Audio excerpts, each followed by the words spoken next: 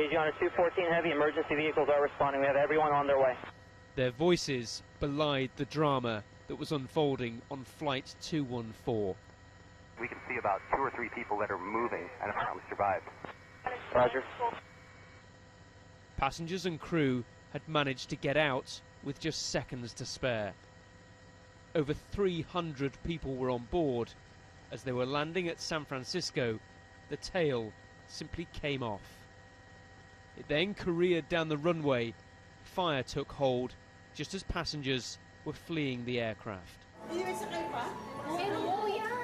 As people watched on from terminal buildings, passengers were being guided onto buses and away from the wreckage. We were probably on the other side of the airport, but we could see tons and tons of black smoke coming up from the crash site. Some posted accounts and pictures on Twitter, these taken as a passenger was walking away. 9 different hospitals took in the casualties. We've seen many injuries that you would expect in a traumatic accident. We have seen burns, fractures, internal injuries. We have patients who needed to go immediately to the operating room and patients who needed to immediately go into intensive care. I don't have specific injuries, but it's that the whole variety of injuries that would associate with a crash, a fire. The Asiana Airlines flight from Seoul was landing in good conditions in San Francisco. Debris, though, was left right along the runway. It seems the tail of the plane hit the ground at the very start of the tarmac.